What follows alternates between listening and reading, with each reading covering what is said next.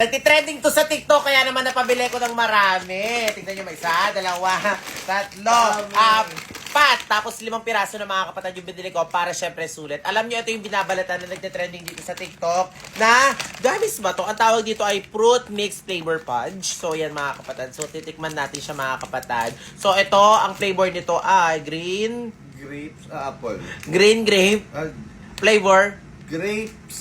Gamis. So, ayan mga kapatid. So, ayan mga kapatid. Tignan nyo ha. So, ito yung itsura niya. So, kukurutin nyo lang daw to sa pinakaibabaw niya. Ayan o. Ito pinakaibabaw. Tignan nyo ha. Parang wala siyang laman sa loob. Pero, pag nabalatan nyo na siya mga kapatid, pag nabalatan nyo na siya, lalabas na yung pinaka flavor niya dun. Uy, meron sa loob. Ito o. Wow! O, ito yung pinakamalasa. Ito sa'yo. Balat. Kinakain na. Masarap dyan. Habang naman Sarap. Ang tabisin mga kapatid. Ako, napakasulit na ito mga kapatid. Kaya damihan nyo na yung bilhin nito. Matutuwa yung mga chikiting nyo sa bahay kahit kayo mga kapatid. Magkikrave talaga kayo dito. Ito ang fruit mix flavor fudge na nabili ko dito sa TikTok sa murang halaga lang. Kaya kung ako sa inyo mga kapatid, ilalagay ko yung sa yellow basket. Check out nyo na. Ano ba? Galit na galit ka naman. Nanghawak eh. Pansin?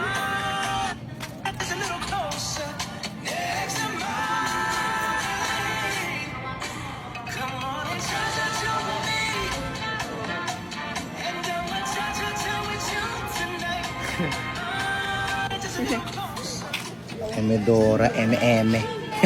Ella Dax! Andito ka lang pala. Ella Dax, ang dami kasi nagtatanong, bagong member ka daw ba ng Manix Management? Anong bago? Nandito na ako dati. Di nyo naaalala? Tinira na ako dito ni Zaidi. Ay, oo nga pala. Ella Dax, tawag dito, bakit ba parang lagi kang masungit, lagi kang galit? May problema ka ba? Eh anong paki nyo? Bakit ka nandito? Hulo siya. Inaaway nyo nga ako eh. Uy, hindi ka namin inaaway. Hindi, Hindi ka namin inaaway. Wala nga kaming pang-aaway na ginagawa sa iyo eh. Alam naman kasi namin na biktima ka lang din ni Saidi. oo, biktima nga ako ni Zaidi at hindi ko siya titigilan. Halo siya.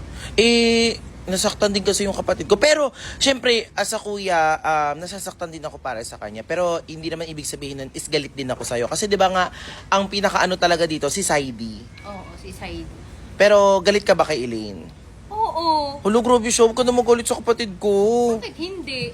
Pwede ba ikaw na lang mag-adjust? Umalis ka na lang dito sa Manix? Hindi ako aalis. Hulo siya. Sige na, umalis ka na dito. Huwag mo na sila guluhin. Hindi pwede. Mahal ko si Zaidi. Hindi ko siya iiwan. Hulo siya baho. Ayaw niya umalis dito. Di mo umalis ka na dito.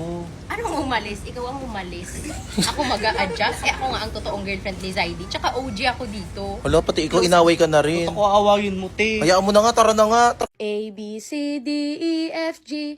What if sa gabi iba ang kanyang katabi? What if di ikaw ang piliin niya sa huli? What if eto na ang matamis niyong sandali? What if niloloko ka? Kaya mo bang tanggaping pinagpalit ka na?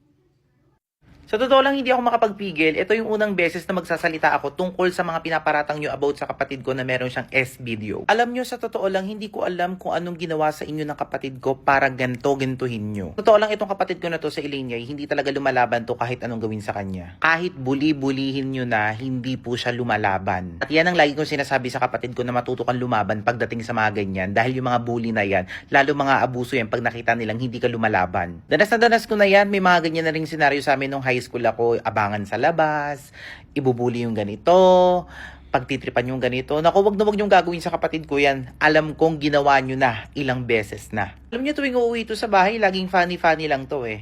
'Di ba? Nagkaroon na rin kami dati ng mga isyong ganyan kasi dati, naikwento na rin to ng ate ko, umuwi na rin siya dati sa bahay, merong bubblegum sa ulo. Merong bubblegum sa palda. Tinatanong siya, anong nangyari? Sasabihin niya, nadikit lang. Tapos, umamin. Kaklase may lagay ng bubblegum sa ulo. Hindi ko alam, bakit hindi makatakas sa inyo yung mga kapatid ko? Ano ba? Sino bang may problema? Siya ba yung may problema kasi hindi kayo pinapatulan? O kayo na yung may problema kasi kayo yung nang aabuso? Sa mga nagpapakalat dyan ng screenshot tsaka video about dito sa kapatid ko, alam nyo yan. Sigurado ba kayo na sa Elaine yun, yung kinakalat yun na sinasabi nyo merong kumakalat na S? Siguraduhin nyo lang na sa Elaine yun ha. Patunayan nyo lang na siya talaga yun. Well, hindi ko siya literally kilala na na kung ano talaga yung ugali niya outside, pero hanggat maaari, inaano namin yung mga kapatid namin na mag-open palagi sa amin. Ngayon, yung pinaparatang nyo palagi sa kapatid ko, ngayon lang nakita ko kumakalat, ang dami nyo kino-comment dyan. Pinifiltered ko na nga lang kasi nagpapakalat kayo ng fake news. Yung sinasabi nyo na merong S-video si Elaine, hindi ko alam kung ano magiging reaction ko kumakalat siya ngayon Ha? Sa totoo lang, ako may depression ako Sobra ako, grabe ako mag-isip, overthink ng negative talaga. Sana naman, pati yung kapatid ko, wag naman. Ako dahil sa social media, dahil sa malupit na social media na yan, kaya ako nagkaroon ng depression. Lalong lumala, dahil sa social media na yan. 'Di ba? Tapos ngayon yung kapatid ko naman, ayoko nakikita na yung kapatid ko na gito. Actually, itong picture na to, is dati pa to, pinakita ko lang sa inyo na siya sa Elaine Yari. Huwag niyo yung kapatid ko. Huwag yung paratangan ng mga video-video may kumakalat na ganito. Paano kayo nakakasigurado na siya yun? Sinasabi pa ng iba dyan, dati daw yun. Nung hindi pa kami nagbablog. Siguraduhin nyo paiimbestigahan din namin yan. At sa nagpapakalat ng screenshot dyan, nagpapakalat ng screenshot na video kuno, nasa Elaine daw yun, na siya daw yun, nasa S-video na yun. Magkakaalaman po tayo. Hindi po namin kayo uurungan. Ipapaimbestiga po namin yan. Huwag naman yung kapatid ko. Dito natin malalaman kung sino talaga yung kamukha nating celebrity, ha? Wow! Excited! Go, go, go, go, go, go, go. Game na. Go na, go na. Go. Si Bitoy! Si Bitoy talaga. Isa pa. Isa pa ulitin natin. Game na, game na. Diba? Sabi ko sa'yo, hindi lang si Bitoy kamukha ko Sa Elaine naman, sa Elaine Okay, naman. okay, okay. Okay. Ako na pumindot Okay, Go, game, go, go, go. Ay! Talaga? Bakit ba talaga? Paulit-ulit si Claudine Isa pa. Yan, isa pa. Yan na, Ay! Yung bangs ko, pero yung kilikili malayo. Kasi Ate Erika naman, ha? Ayan na.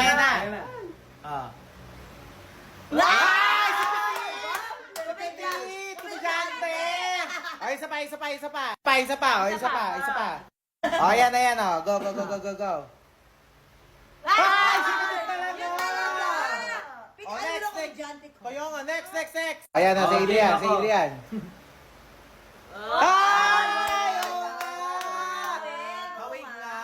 Hawig niya nga ng very, very light. Sige na, next. Si Tita naman, si Tita.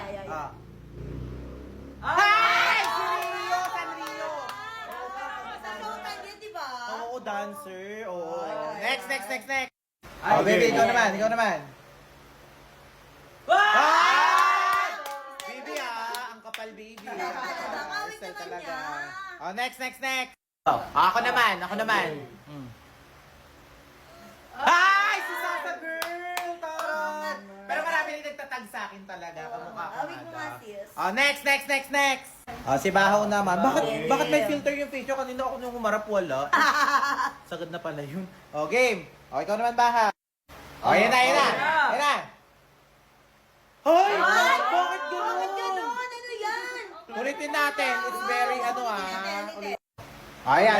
Ibang pose. Hoy, ba't gano'n? Bakit Ginisa talaga. Ano yan? May paborito si TikTok? Ano ba yan? Tara na nga, ayoko na. Hindi ko na-upload to. 5 pirasong whitening soap at 5 pirasong premium cologne soap. Ako mga kapatid, sa murang halaga lang mga kapatid, makakabili ka ng 10 pirasong sabon na talaga namang pangmatagalan mong magagamit. Alam niyo mga kapatid, kung problema niyo po yung maitim na batok, siko, tuhod, or kahit na anong parte ng katawan niyo na pwedeng gamitin sa mukha at pwedeng gamitin sa katawan, nako, ito talaga yung maire-recommend ko sa inyo.